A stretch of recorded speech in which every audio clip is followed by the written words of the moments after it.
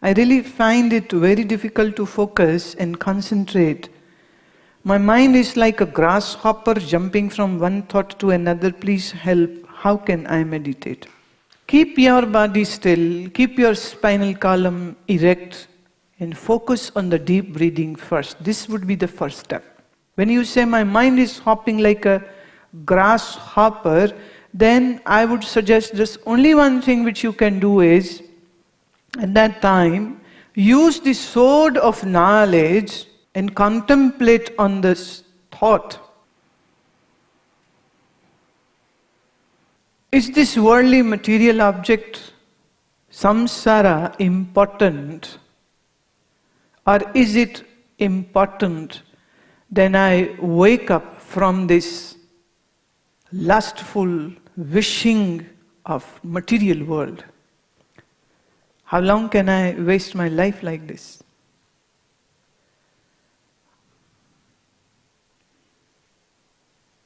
The wake-up call has to come from within. मुझे एक बात याद आती है, एक बार एक नए साधु ने अपने गुरुजी से कहा कि गुरुजी मैं बैठता हूँ जब अभ्यास के लिए तो मन मेरा बड़ा भागता है, मैं क्या करूँ? ये बद्रीनाथ में रहते थे। बद्रीनाथ में अलकनंदा नदी है जो बहुत वेग से बहती है। It's a very ferocious river. It's like a gorge on the Badrinath, if you ever have been there. Guru said, tomorrow morning at 4 o'clock, after your bath, go to Alaknanda and sit at that rock which is at the edge, almost on the edge. Sit there and do your mantra jap while sitting on that place. And he quickly said, yes, Swamiji, because the Shishya was so ready to please his master.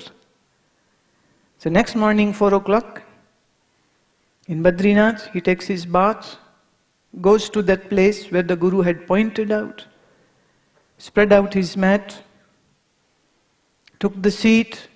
At night time, it's still night, it's still dark, and the Alaknanda river is gushing very forcefully, and it's like a thundering sound.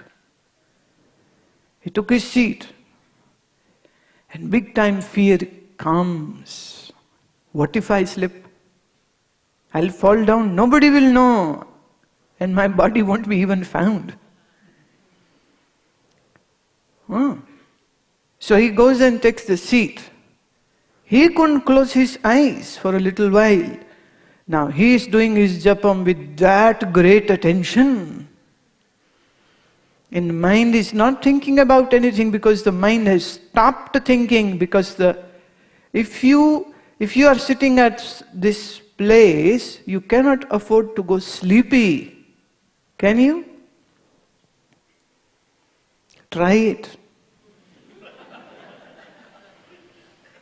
Come to me in December in the Rishikesh Shivir. I'll take you there to that spot at Badrinath. And I'll point you some rocks also where you can sit. And you have this first-hand experience. What quietens the mind is the only one thing that gives you the urgency. हमें याद नहीं रहती है, हम भूल जाते हैं इस बात को और पकड़ के बैठे रहते हैं चीज़ों को, इसलिए चीज़ों के बारे में सोचते रहते, रिश्तेदारों के बारे में सोचते रहते, इसने ये कहा, उसने ये कहा, इसके बारे में फिक्र करते रहते हैं।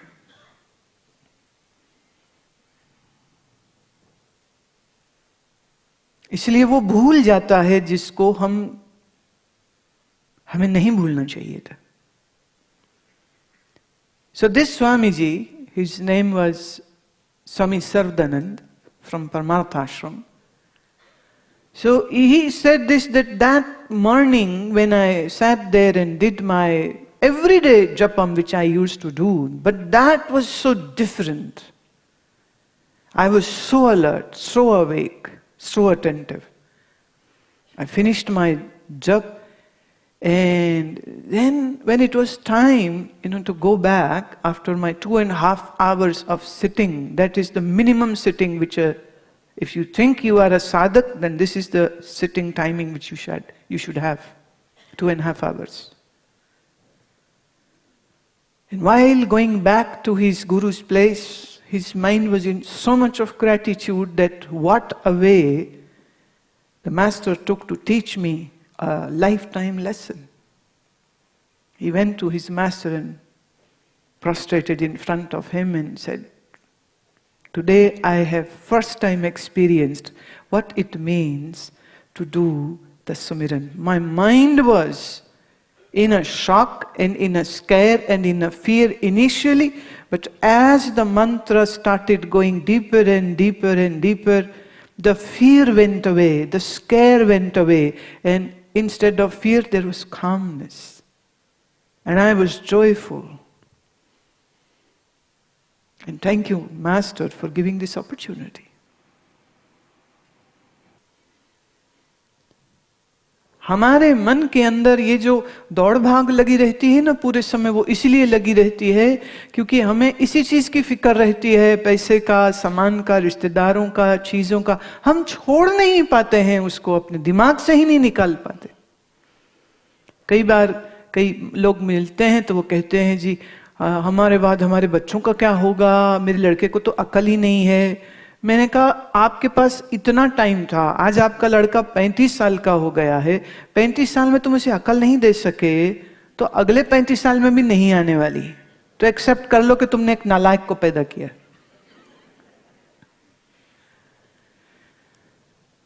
बोले ऐसे तो ना कहिए, हमें कोशिश तो करनी चाहिए। तो मैंने कहा वो तुम कर तो रहे हो ना, अब कुछ हो भी तो नहीं रहा है। नहीं मेरे बाद इसका क्या होगा। मैंने कहा ऐसा है, जब सिर पे पड़ती है ना अकल सबको आ जाती है। Don't think that you are smarter, don't think that all responsibility is on your head. Let your children take the responsibility, let them make some mistakes also, it is okay to make a mistake. Don't be that cautious.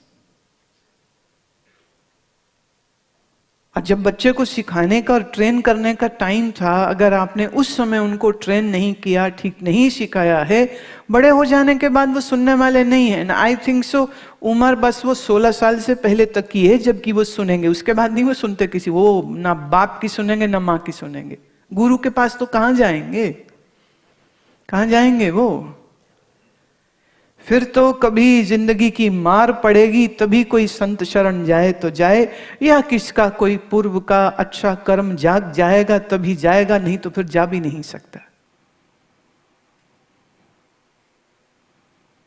मेरे बाद इनका क्या होगा, मेरे बाद इनका क्या होगा। मैंने कहा मुझे तो ये दिख रहा है कि तेरा क्या होगा।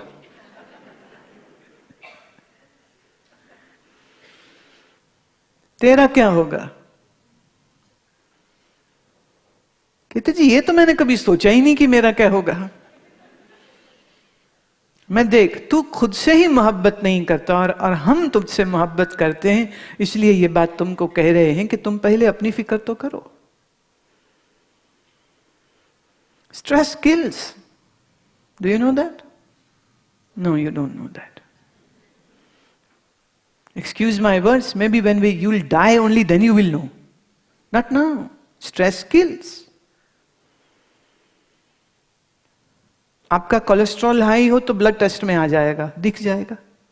आपका शुगर लेवल ज्यादा हो तो वो भी दिख जाएगा, ब्लड टेस्ट करेंगे मालूम हो जाएगा।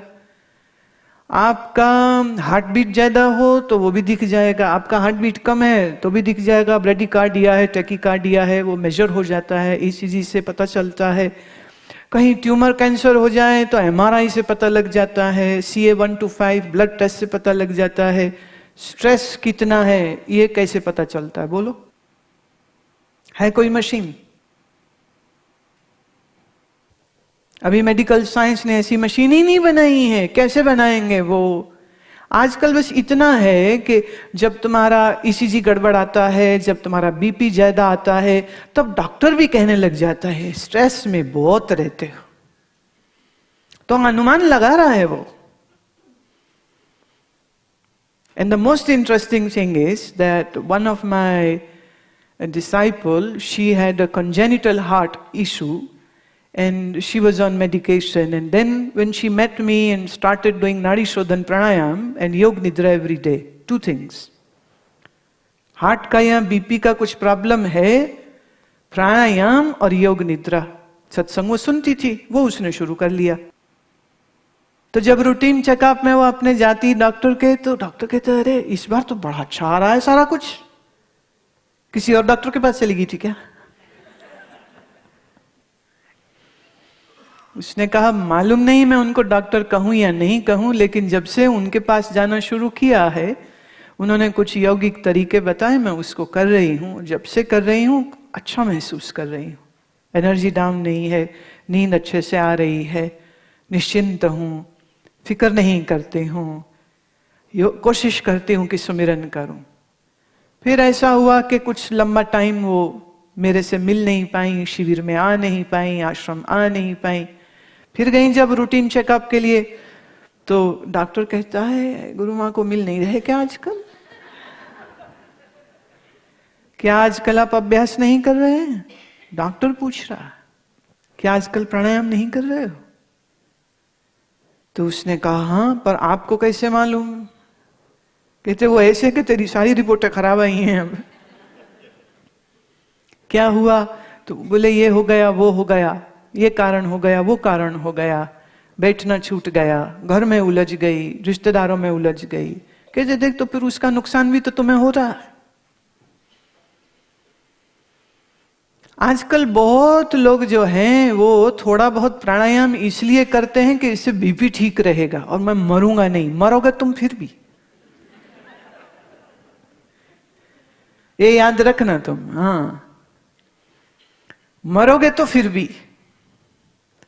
और प्राणायाम सिर्फ बीपी ठीक करने के लिए नहीं है।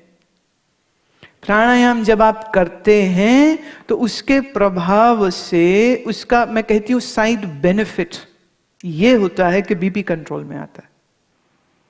But we should do pranayama majorly to manage our mind and allow the mind to go into the zone where there aren't, raging thoughts of anger, of attachment, of greed, of worldly affairs.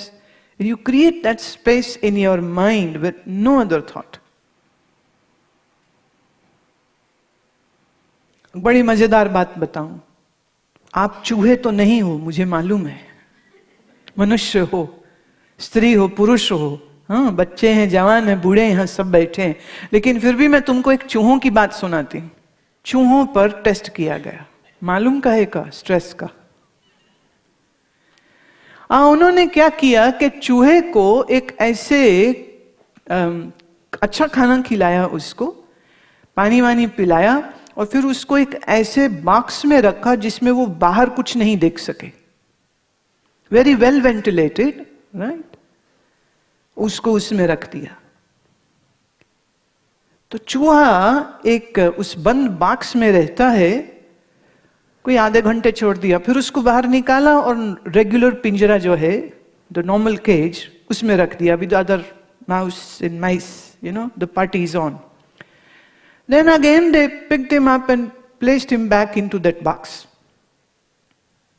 Meaning half an hour of sitting alone in that box is happening. और उसके दिमाग में उन्होंने एक छोटा सा electrode to monitor the movement of his brain, उसको देख रहे हैं वो, and they are measuring, and they found in comparison to those mouse who are in the regular cage, never in the box, with the mouse who is put in that box half an hour morning and evening and then back with them, the difference was this box mouse was less stressed.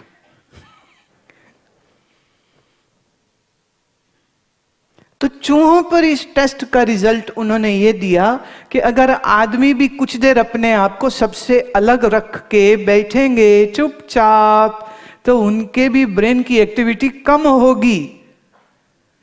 and which will affect their hippocampus. Hippocampus brain के अंदर एक वो हिस्सा है जिससे आपके emotions का जो एक्सप्रेशन है वो वहां से आ रहा, मेमोरीज एंड इमोशंस। चूहों पर किया है। शर्म से मर जाना चाहिए आदमियों को। आदमियों को यह बताने के लिए कि चुपचाप बोलना बंद करे, देखना बंद करे, सुनना बंद करे और आधा घंटा एकदम खाली होकर के, साइलेंट होकर के बैठे। अब चूहे को तो वो कह नहीं सकते थे सांस लंबी भरो छोड़ो, राइट? तो बेचारा चूहा तो खाली बॉक्स में ही बैठ सकता था। आप मनुष्य हैं, आप समझ सकते हैं, हमारे पास भाषा है, कम्युनिकेट कर सकते हैं। So if the silent sitting can help a mouse and benefit his brain, such an absurd thing to say, but I'm going to say that is applicable to you also. Learn from some mouses also. और हमारे गणेश जी महाराज तो कहते हैं ना, चूहे की सवारी है। किसी ने पूछा चूहे की सवारी क्यों? उसका कारण है, देखिए हमारे जो ऋषि थे वो बहुत पोएटिक लोग थे और बहुत साइंटिस्ट एप्टीट्यूड वाले थे, इसलिए वो सिंबलिज्म को इस्तेमाल करते हैं। माउस इज सिंबल ऑफ भागम भाग, दौड़ता रहता है ना, भागता रहता है इधर, और गणेश उस पर। तो जब गणेश उस पर तो उसका भी भागन भाग बंद हो जाता है। Your mind is like a rat running around everywhere, and when you will bring the शुभता, the purity and sacredness of dhyana, dhyana should be this big, dhyana is Ganesha, then your mind will be calm, it will stay at one place.